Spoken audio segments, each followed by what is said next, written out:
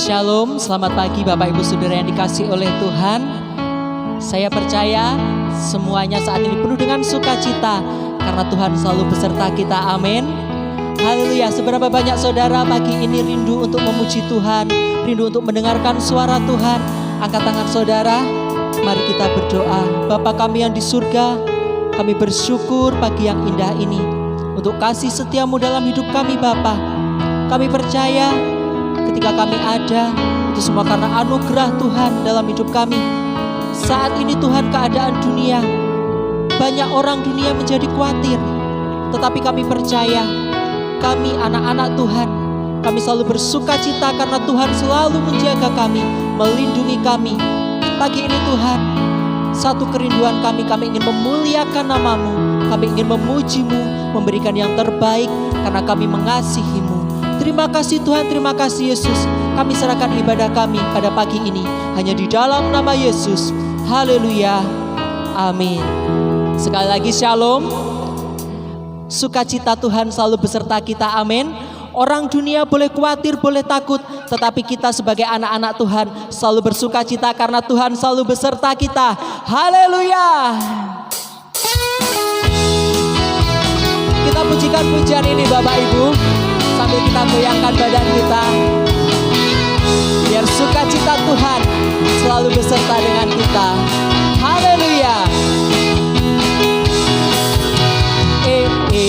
Mesake uripe wong donya, rina lan wengi diancam pati, tan ana bunga nadyan sugih kondo, atine kiris larane terus teko, antek bondone mung kanggo nambake, mesake uripe wong donya. Oh haleluya, bejo awake dhewe nadyan kaya ngene, mring Gusti berkahi.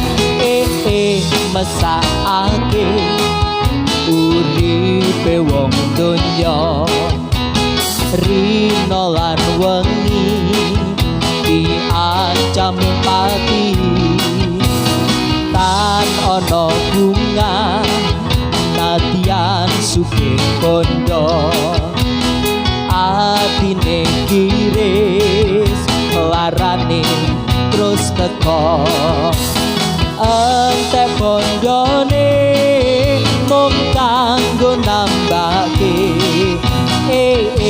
mesake uripe wong donya. Oh haleluya, bejo awake dhewe nadyan kaya ngene, mring Gusti berkahi. Antek bondone mung kanggo nambake, mesake uripe wong donya. Oh haleluya, bejo awake dhewe nadyan kaya ngene, nadyan kaya ngene, mring Gusti berkahi. Eling-eling manungsa bakal mati, eling-eling ning donya pira lawase, eling-eling bondo donya ora langgeng, kesan langgeng lamun derek Gusti. Monggo dieling. Eling-eling manungsa bakal mati, eling-eling ning donya pira lawase, eling-eling bondo donya ora langgeng, kesan langgeng lamun sabar lan mantep tekan pungkasane. Sing sabar lan mantep derek Gusti Yesus. Sing sabar lan mantep pikantuk ganjaran. Sing sabar lan mantep mlebu kraton swarga. Malih sing sabar lan mantep tekan pungkasane. Sing sabar lan mantep derek Gusti Yesus. Sing sabar lan mantep pikantuk ganjaran. Sing sabar lan mantep mlebu kraton swarga. Sing sabar lan mantep mlebu kraton swarga.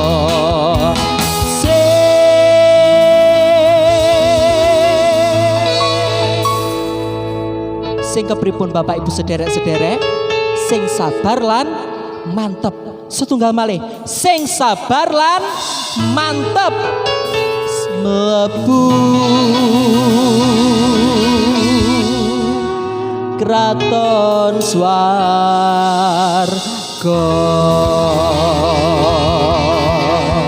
Sing sabar lan mantep. Sorak-sorai yang dahsyat bagi Tuhan Yesus. Haleluya.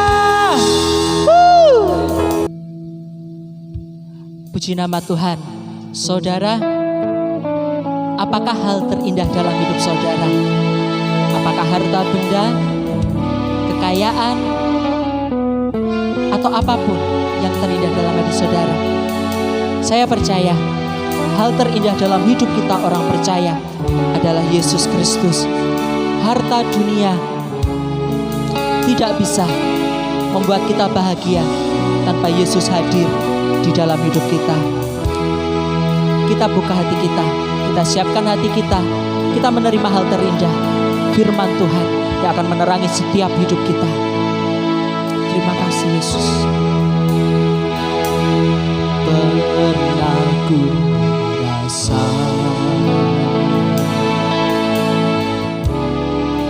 menginginkan semua,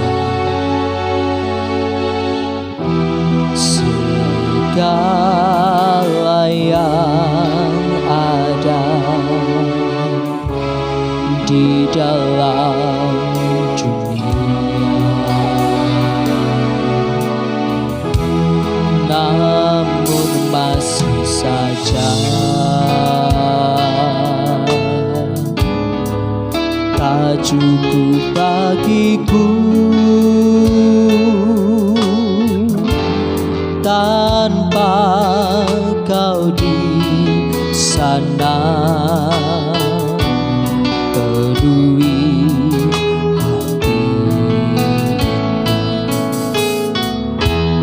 hingga satu masa ku temukan bagian terindah. Kasih-Mu menyapa, mengisi kesunyian hidupku.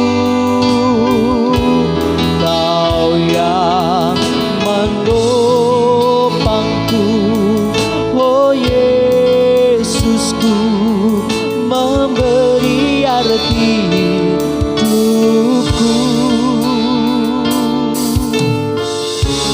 Sadari kau bagian yang terindah.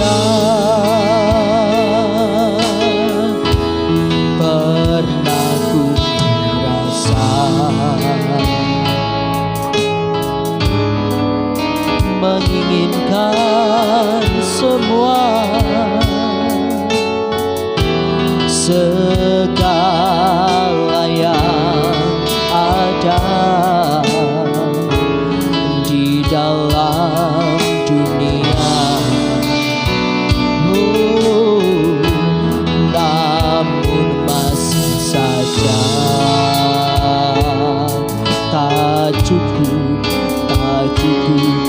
bagiku. Tanpa kau di sana,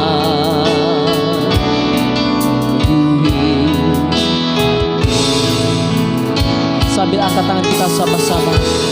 Hingga satu masa ku temukan bagian terindah, kasih-Mu menyapa, mengisi kesunyian hidupku. Kau yang menopangku, oh Yesusku, memberi arti hidupku. Ku sadari kau bagian yang terindah. Hingga satu masa ku temukan bagian terindah, kasih-Mu menyapa, mengisi kesunyian hidupku. Kau yang menopangku, oh Yesusku, memberi arti hidupku. Ku sadari kau bagian yang terindah. Hingga satu masa ku temukan bagian terindah, kasih-Mu menyapa, mengisi kesunyian hidupku. Kau yang menopangku, oh Yesusku, memberi arti hidupku. Ku sadari kau bagian yang terindah.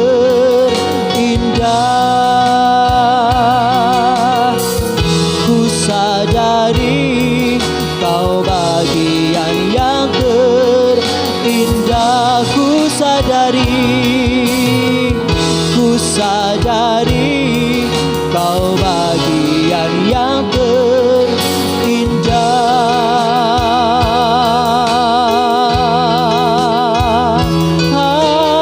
Haleluya.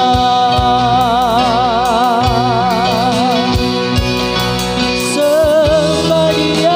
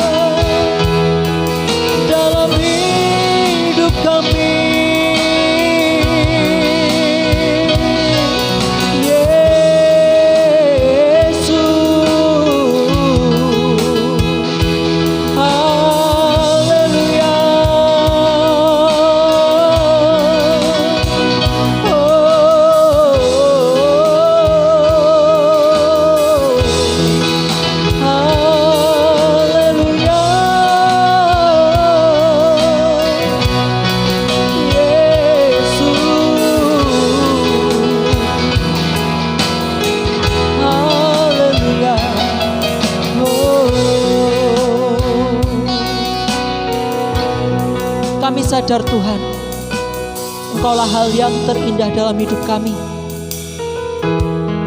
Dunia tidak mampu menjamin kebahagiaan. Sebanyak apapun harta kami tidak membawa kami ke dalam kebahagiaan. Tanpa Engkau hadir, tanpa Engkau ada dalam hidup kami untuk mengisi setiap hari-hari kami, setiap hidup kami Bapa. Pagi ini Tuhan, kami ingin mengisi hidup kami dengan kebenaran firman-Mu. Biarlah firman-Mu boleh menjadi kekuatan dalam hidup kami, untuk kami melewati setiap hidup kami. Berkati hamba-Mu yang akan menyampaikan benar dari firman-Mu.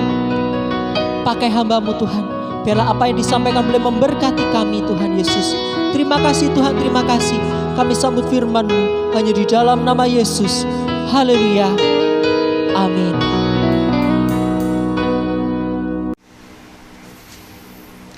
Shalom Bapak Ibu, saudara sekalian yang dikasihi oleh Tuhan.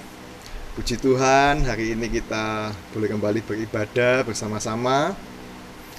Sekalipun belum di gereja, tapi saya percaya kalau kita semua boleh membuka hati kita dan sungguh-sungguh kita boleh mencari hadirat Tuhan, maka berkat, kemurahan, perlindungan Tuhan boleh akan terus menyertai kehidupan kita. Amin.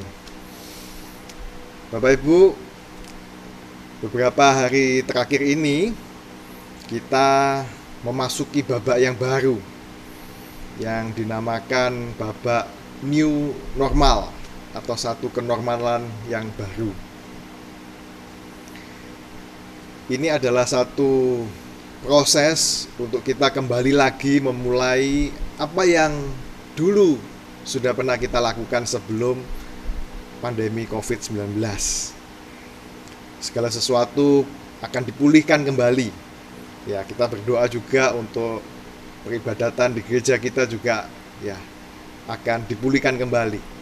Tetapi yang lebih utama, saya melihat bahwa faktor atau sektor ekonomi yang rasanya sangat harus segera untuk dipulihkan, sekalipun dengan cara-cara yang baru, yaitu cara-cara yang lebih sehat, lebih tertib, lebih bersih.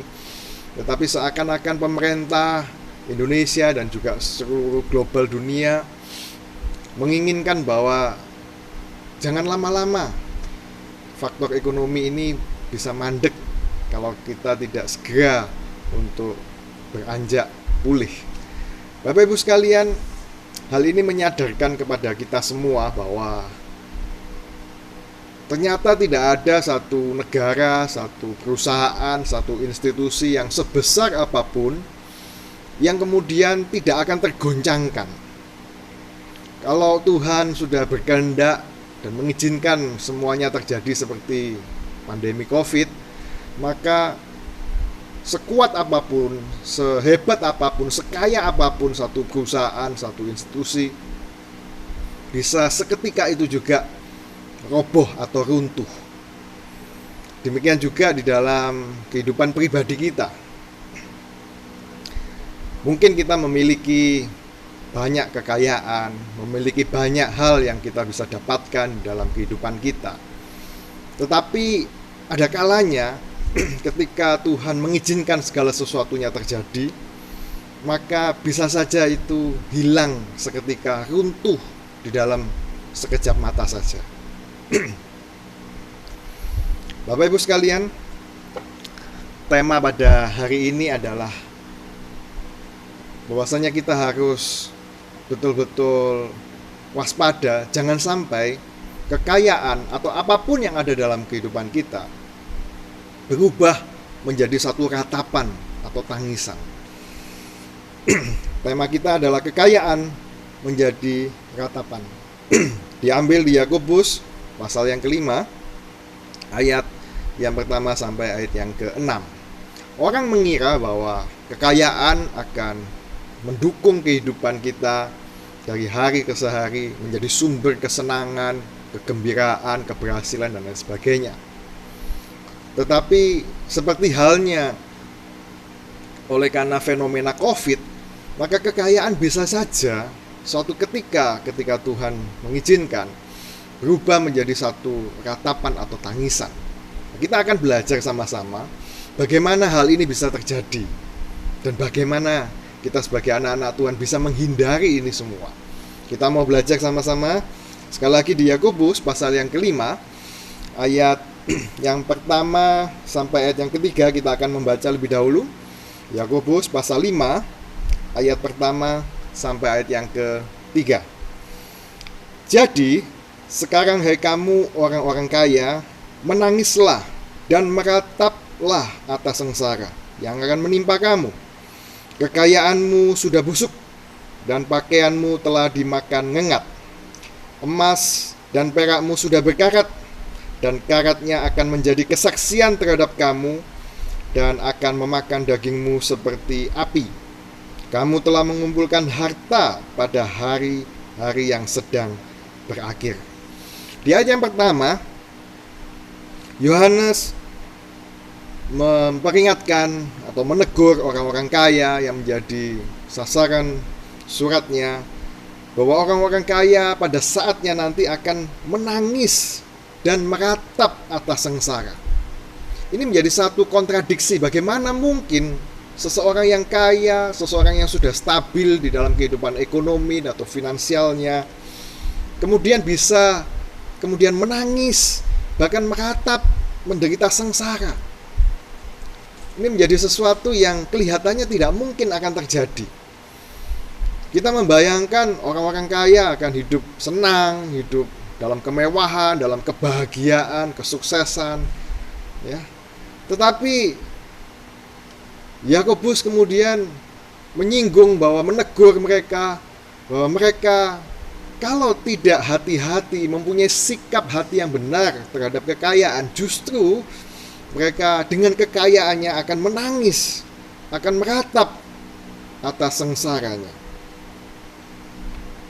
Bapak Ibu sekalian, kita akan pelajari yang pertama, kenapa orang-orang kaya ini kemudian kalau tidak berhati-hati, sikap hatinya tidak benar terhadap kekayaan, justru kekayaan itu akan menjadi ratapan mereka. Di ayat yang kedua, Bapak Ibu, kalau kita perhatikan bahwa kekayaan, segala aset yang dimiliki, segala bentuk-bentuk kekayaan, bisa berupa perhiasan, emas, perak, dan sebagainya, itu menjadi segala sesuatunya sia-sia. Dikatakan kekayaanmu busuk, pakaianmu dimakan ngengat, emas dan perak bahkan berkarat. Dan justru Bapak Ibu, menjadi kesaksian terhadap kamu akan memakan dagingmu seperti api. Ini seperti senjata makan tuan. Jadi kekayaan yang diharapkan menjadi penopang kehidupan justru akan memakan balik menjadi senjata makan tuan yang akan seperti api yang memakan daging. Bapak Ibu sekalian, kenapa hal ini bisa terjadi? Dan apa yang harus kita lakukan untuk menghindari hal ini? Di ayat yang ketiga, bagian B, karena kamu telah mengumpulkan harta pada hari-hari yang sedang berakhir. Rupanya mereka yang menjadi tujuan utama dalam hidup mereka adalah hanya mengumpulkan harta saja. Di dalam terjemahan aslinya, Bapak Ibu, kata mengumpulkan harta ini adalah mereka berusaha untuk menimbun secara terus-menerus, tidak henti-hentinya kekayaan atau harta. Mereka tidak henti-hentinya hanya menambah pundi-pundi kekayaan mereka. Mereka tidak pernah berpikir kemudian untuk mengeluarkan atau menyisihkan atau berhenti sejenak untuk mengumpulkan, menambah harta. Yang ada di dalam benak mereka hanyalah ingin menambah terus sampai tidak ada batasnya. Artinya apa Bapak Ibu? Mereka bukan berusaha bekerja mencari uang untuk memenuhi kebutuhan hidup saja, tetapi tujuan mereka bukan hanya untuk menabung, punya cadangan untuk masa depan. Bukan hanya itu. Tujuan mereka lebih daripada itu. Tujuan mereka adalah kekayaan itu sendiri. Jadi di sini kekayaan bukan menjadi satu sarana atau alat untuk mencapai sesuatu yang lebih mulia, bukan. Tetapi tujuan hidup mereka semata-mata adalah hanya untuk mengumpulkan kekayaan itu sendiri. Dan ini dilakukan justru pada hari-hari yang sedang berakhir. Di dalam terjemahan lain, dilakukan pada hari-hari yang mendekati akhir zaman, di mana seharusnya mendekati hari-hari terakhir, di mana kedatangan Tuhan semakin mendekat. Kita harusnya semakin ingin mengenal Tuhan. Kita harusnya ingin berbenah diri, kerohanian kita, untuk semakin hidup serupa dengan gambaran Kristus. Seolah-olah mereka tidak peduli akan itu semua. Justru di hari-hari terakhir, di akhir zaman, mereka semakin gencar untuk menambah, mencari perbendaharaan pundi-pundi kekayaan mereka. Bapak Ibu sekalian, prinsip yang pertama, kenapa kekayaan kemudian menjadi ratapan adalah karena kekayaan rupanya menjadi tujuan dan prioritas utama hidup mereka. Apa yang menjadi sikap dari Alkitab firman Tuhan tentang kekayaan? Kalau kita lihat di Matius 6 ayat 33, ayat yang tidak asing lagi, tetapi carilah dahulu kerajaan Allah dan kebenarannya, maka semuanya itu akan ditambahkan kepadamu. Bapak Ibu sekalian, jelas di dalam ayat ini Tuhan Yesus lebih menyuruh kita untuk mencari lebih dahulu bukan kekayaan, bukan harta benda, tetapi kerajaan Allah dan kebenarannya. Itu yang harus didahulukan. Artinya prioritas dan tujuan hidup kita jelas, bukan hanya mencari, menambah untuk memenuhi kebutuhan hidup, untuk cadangan di masa mendatang, tetapi tujuan prioritas kita adalah mencari lebih dahulu kerajaan Allah dan kebenarannya.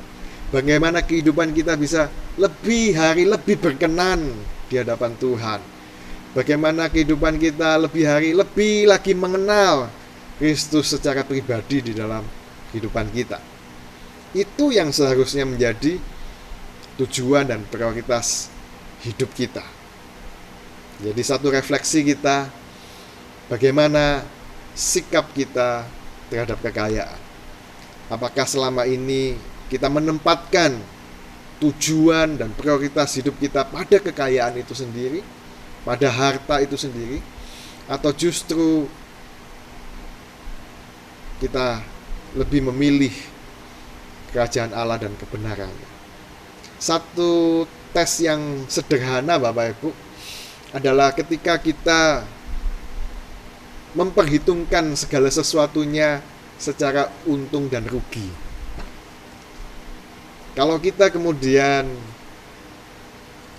menghitung semuanya berdasarkan untung dan rugi, atau dalam istilahnya UUD ya, ujung-ujungnya duit, maka sebetulnya hartalah yang menjadi tujuan dan prioritas kita.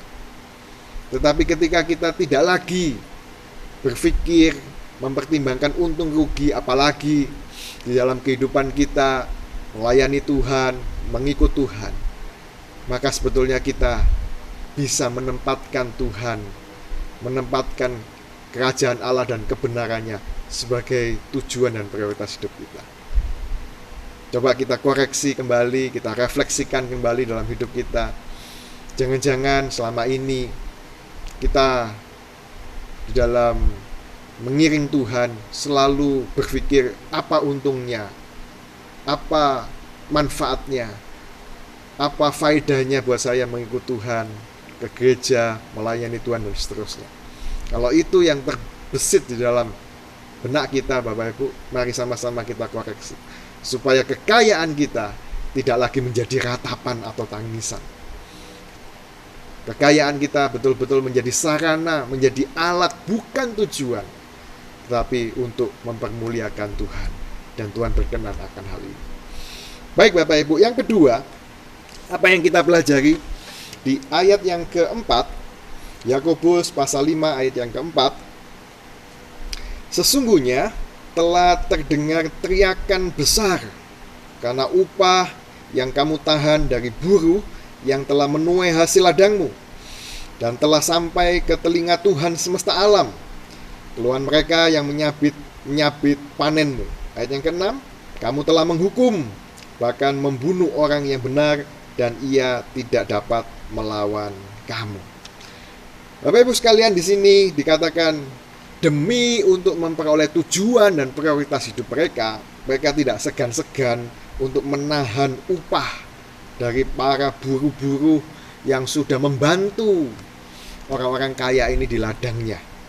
Bahkan kalau kita lompat di ayat yang ke-6 tadi disebutkan bahwa orang-orang kaya ini bahkan menghukum dan membunuh orang-orang yang sebetulnya tidak bisa melawan mereka, tetapi mungkin dianggap sebagai saingan, dianggap sebagai rival, dianggap bahwa ketidakberadaan mereka akan membawa dampak keuntungan yang lebih besar lagi.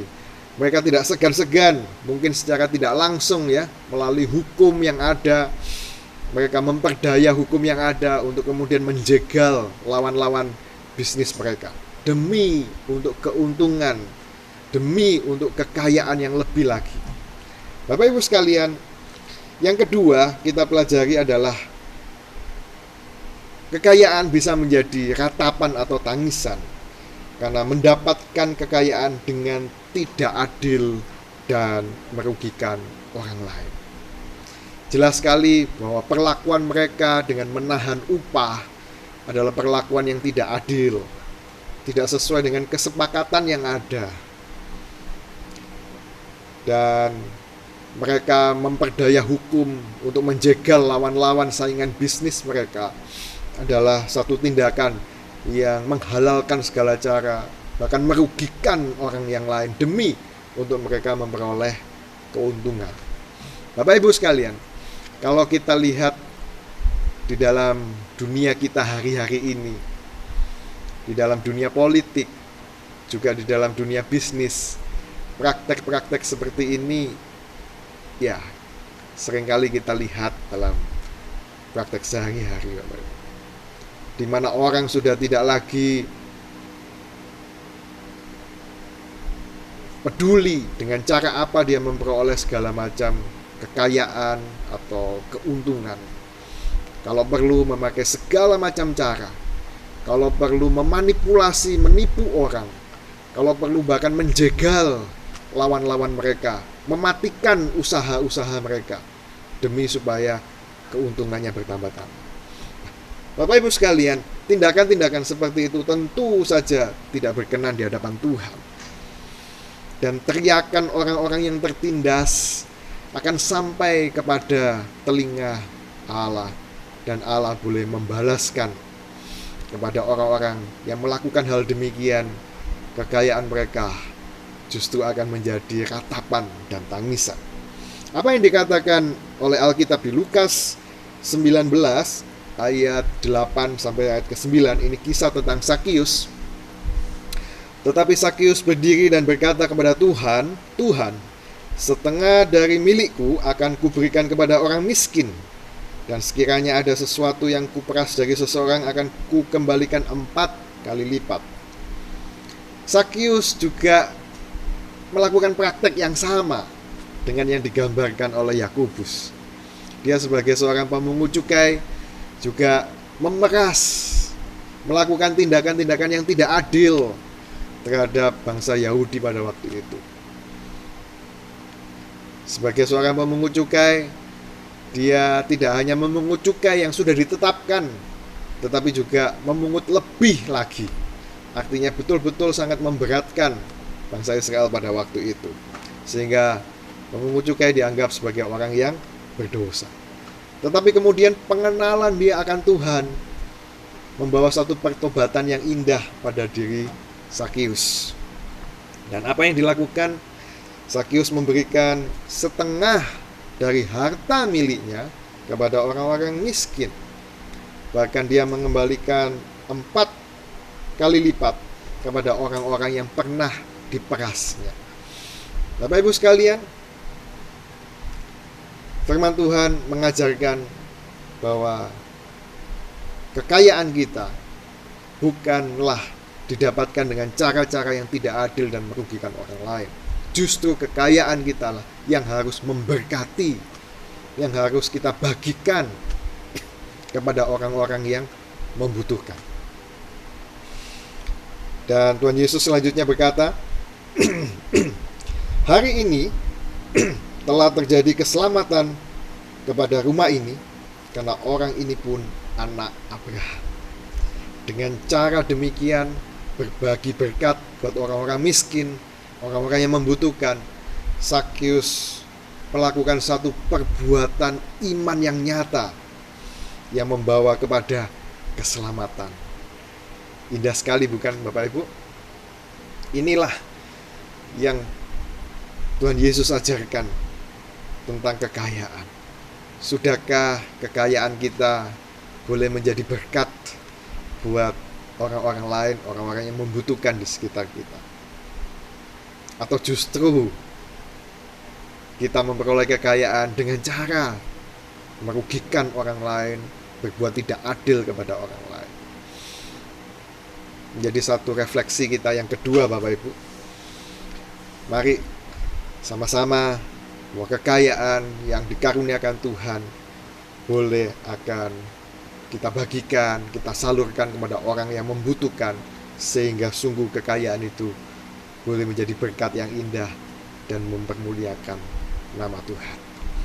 Yang ketiga, Bapak Ibu, bagaimana kekayaan itu bisa menjadi ratapan dan tangisan. Di Yakobus pasal yang kelima, ayat yang ke-5 juga. Yakobus pasal yang kelima, ayat yang kelima. Dalam kemewahan kamu telah hidup dan berfoya-foya di bumi. Kamu telah memuaskan hatimu sama seperti pada hari penyembelihan. Rupanya Bapak Ibu, orang-orang kaya yang diperingatkan oleh Yakobus, mereka menyenangkan diri mereka sendiri dengan segala kemewahan dan kekayaannya. Mereka memuaskan hati mereka seperti pada hari penyembelihan. Dikenal di dalam adat istiadat orang Yahudi, hari penyembelihan adalah ketika mereka menyembelih ternak dalam jumlah yang besar. Sebagian mereka korbankan untuk Tuhan di bait Allah. Sebagian mereka makan sendiri, mereka mengadakan pesta, dan itulah yang kemudian memuaskan hati mereka. Hati mereka terpuaskan dengan pesta pora, dengan makan makanan yang berlimpah-limpah. Hidup mereka disenangkan dengan kemewahan dan kekayaan mereka. Ini hampir sama dengan apa yang diilustrasikan Tuhan Yesus di Lukas 12 ayat yang ke-19, ketika Tuhan Yesus memberikan perumpamaan tentang orang kaya. Lukas 12 ayat 19, sesudah itu aku akan berkata kepada jiwaku. Ini adalah kata-kata dari seorang yang kaya. Jiwaku, ada padamu banyak barang tertimbun untuk bertahun-tahun lamanya. Beristirahatlah, makanlah, minumlah, dan bersenang-senanglah. Orang kaya ini dengan segala macam harta benda yang dimiliki dikatakan tertimbun bertahun-tahun, tidak habis-habis. Dan dengan hartanya itu maka dia beristirahat, dia makan, minum, dan bersenang-senang. Sumber kesenangannya, sumber kepuasannya, sumber kebahagiaannya adalah terletak kepada harta benda yang banyak yang tertimbun selama bertahun-tahun. Bapak Ibu sekalian, yang ketiga yang kita pelajari adalah mengapa kekayaan justru menjadi ratapan dan tangisan. Karena kekayaan menjadi sumber kebahagiaan dan kepuasan hidup. Ketika kita menempatkan kebahagiaan dan kepuasan hidup kita terletak pada kekayaan kita, maka justru disitulah kekayaan akan menjadi ratapan dan tangisan. Tidak salah, memang kekayaan bisa untuk seketika waktu memberikan sukacita. Ya, ketika kita mengingini segala sesuatu, kita punya uang, dan itu menimbulkan satu perasaan sukacita. Atau kekayaan tidak hanya berbicara tentang uang. Kekayaan juga berbicara tentang segala sesuatu yang kita miliki. Mungkin popularitas. Ya. Di dalam dunia media sosial, banyak anak-anak muda yang akrab dengan komunitas media sosial. Mereka berusaha untuk mendapatkan pengakuan dari teman-temannya. Dan ketika mereka mendapatkan tanda like yang banyak, maka mereka menjadi sumber kepuasan, menjadi sumber kebahagiaan. Tetapi sebaliknya, ketika mereka mendapatkan tanda dislike atau tidak di-follow lagi oleh teman-temannya, atau dikomentari yang negatif, maka itu menjadi satu sumber stres, sumber duka cita buat mereka.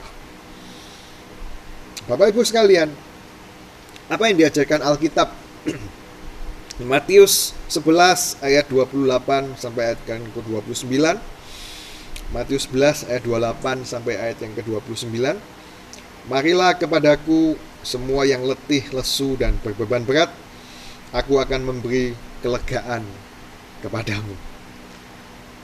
Tuhan Yesus mengajarkan bahwa kelegaan yang sejati, kepuasan, kebahagiaan yang sejati, kedamaian, ketenangan yang sejati bukan didasarkan pada harta benda, bukan didasarkan pada popularitas, bukan didasarkan pada segala sesuatu yang melekat yang kita miliki di dalam hidup kita, tetapi hanya didasarkan kepada Tuhan saja.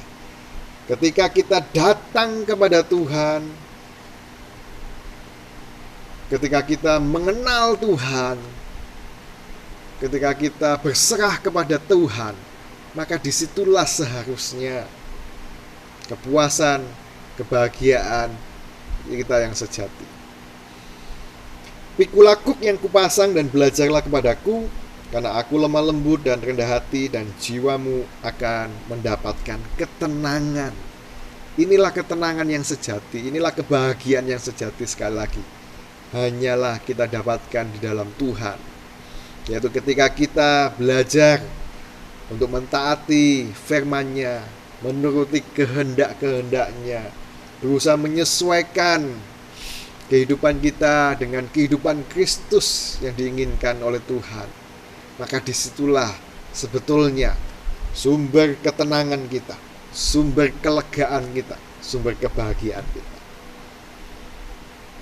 Bapak Ibu sekalian, sudahkah kita memiliki kebahagiaan sejati yang kita dasarkan kepada Tuhan? Atau selama ini kita hanya merasa bahagia, kita merasa happy kalau uang di dompet kita tebal, kalau deposito di bank kita banyak?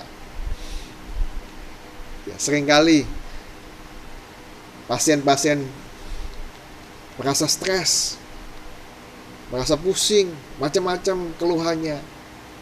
Bukan karena penyakit yang betul-betul menderita fisiknya, Bapak Ibu, tetapi justru karena tidak punya uang. Mereka kosong keuangannya, dan itu menimbulkan dampak tersendiri. Kenapa, Bapak Ibu? Karena mereka meletakkan kebahagiaan, kepuasan, kelegaan, kedamaian, ketenangan hidupnya hanya kepada harta. Dan Yakobus memperingatkan sekali lagi, kekayaan yang kemudian menjadi sumber kebahagiaan justru akan menjadi ratapan dan tangisan. Tetapi Alkitab juga mencatat bahwa ketika kita meletakkan kebahagiaan kita, ketenangan hidup kita, kelegaan hidup kita hanya kepada Tuhan, maka disitulah kekayaan betul-betul akan menjadi berkat yang indah buat kehidupan kita. Bapak Ibu sekalian, 3 hal ini yang harus kita hindari, yang harus kita lakukan supaya kekayaan tidak menjadi ratapan dan tangisan. Kekayaan kita justru menjadi berkat yang indah buat kehidupan kita, buat orang-orang lain, boleh menjadi berkat dan mempermuliakan nama Tuhan. Yang pertama tadi, biarlah kita betul-betul menaruh tujuan dan prioritas hidup kita bukan kepada harta itu sendiri, tetapi bagaimana di hari-hari terakhir ini kita mengupayakan hidup kita lebih lagi mengenal Tuhan. Kita lebih lagi berbenah diri. Masih banyak hal-hal yang harus dibenahi dalam kehidupan kita untuk boleh serupa dengan Yesus Kristus. Dan kekayaan, harta benda, kita jadikan sebagai satu sarana, sebagai alat untuk kita juga mempermuliakan nama Tuhan. Yang kedua, Bapak Ibu, jangan sampai kekayaan kita dapatkan dengan cara-cara yang tidak adil, bahkan merugikan orang lain. Justru kekayaan itu diajarkan oleh Tuhan dalam contoh Sakius. Biarlah itu semua boleh menjadi berkat buat orang-orang miskin, orang-orang yang membutuhkan. Dan nama Tuhan sekali lagi boleh dipermuliakan. Dan yang ketiga, Bapak Ibu, kekayaan tidak akan menjadi tangisan dan ratapan. Kekayaan justru akan menjadi berkat yang indah ketika kita meletakkan sumber kebahagiaan, kelegaan, ketenangan hidup kita hanya kepada Tuhan. Amin. Sama-sama kita akan berdoa merespon kebenaran firman Tuhan pada hari ini. Terima kasih Tuhan Yesus. Biarlah firman-Mu pada hari ini boleh benar-benar menyadarkan kehidupan kami, Tuhan, bahwa hidup kami tidak tergantung pada kekayaan yang Tuhan anugerahkan. Hidup kami semata-mata hanya tergantung kepada berkat, kasih, dan kemurahan Tuhan. Kalau Tuhan boleh menganugerahkan segala sesuatu yang melekat yang kami dapatkan dari Tuhan, maka biarlah kekayaan atau apapun yang kami dapatkan tidak menjadi tangisan atau ratapan. Biarlah apapun yang kami terima dari Tuhan bisa menjadi berkat yang indah buat kami, buat orang lain, dan nama Tuhan yang dipermuliakan. Biarlah setiap kami boleh menjaga hati kami, Tuhan, untuk tidak lagi menjadikan kekayaan sebagai tujuan dan prioritas hidup kami. Terutama di hari-hari terakhir ini, Tuhan, kami semakin fokus untuk lebih dekat mengenal Tuhan. Kami pun tidak menghalalkan segala cara, Tuhan, untuk memperoleh kekayaan itu dengan merugikan orang lain. Tetapi justru melalui kekayaan yang kami dapatkan, kami boleh memberkati orang lain. Dan nama Tuhan dipermuliakan. Dan biarlah Tuhan, sumber kebahagiaan kami satu-satunya, sumber ketenangan dan kelegaan kami hanya kami dasarkan kepada Tuhan.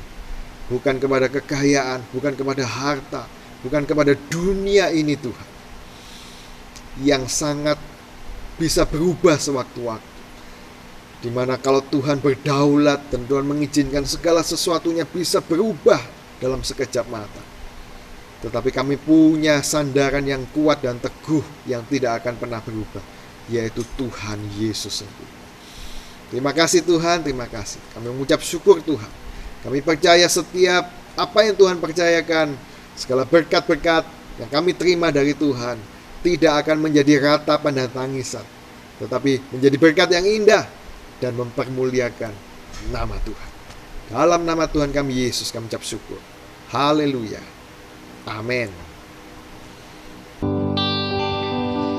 Baik Bapak Ibu Saudara yang dikasih dalam Tuhan, kita sudah beribadah bersama-sama walaupun masih di rumah. Saya percaya bahwa Allah tetap hadir di rumah kita masing-masing dan memberkati kita semua.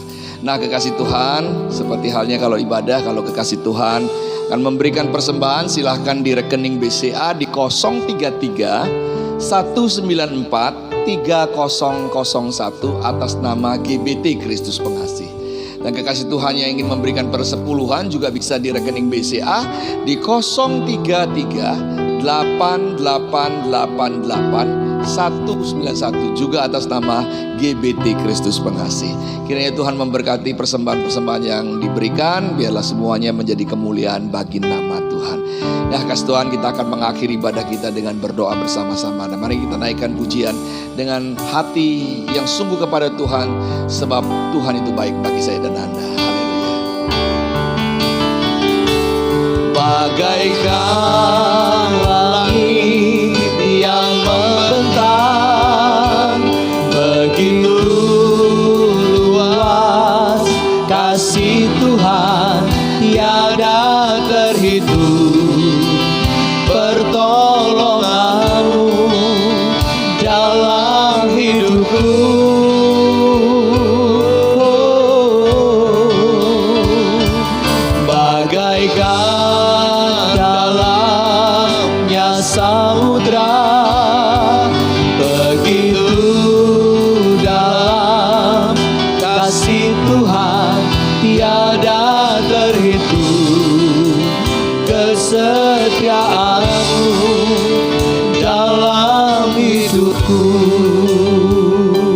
Mari kita berdoa.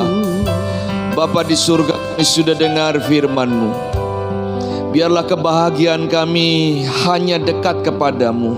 Biarlah kebahagiaan kami adalah kebahagiaan karena bersama dengan Engkau. Ampuni pelanggaran dan kesalahan kami. Ketika kami menjauhkan diri kami kepada Tuhan, kami tidak mendapatkan apa-apa Tuhan. Terima kasih sebab di luar Engkau kami tak dapat berbuat apa-apa.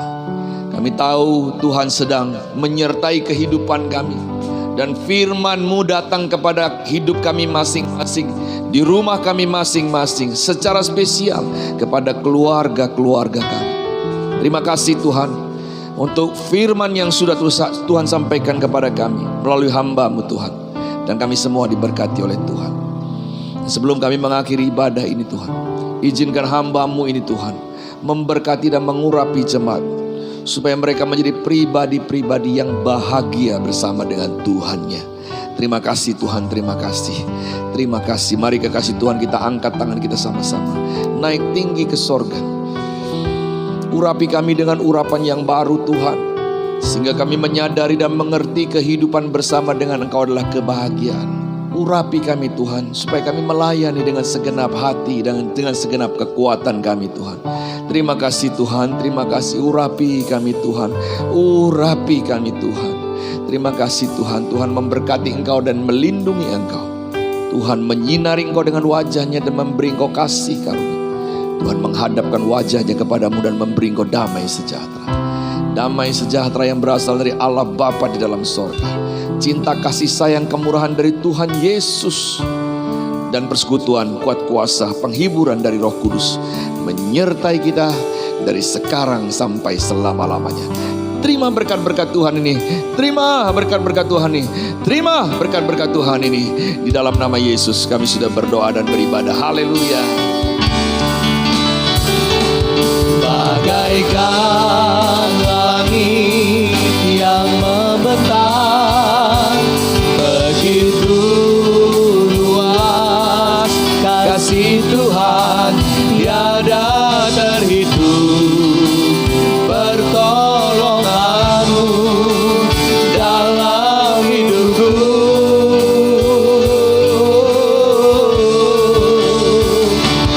bagaikan dalamnya samudra, begitu dalam kasih Tuhan tiada terhitung. Kesetiaan-Mu dalam hidupku tiada terhitung, tiada terhitung. Pertolongan-Mu, pertolongan tiada terhitung, tiada terhitung. Kesetiaan-Mu tiada terhitung. Pertolongan-Mu dalam hidupku. Sampai jumpa, shalom. Shalom.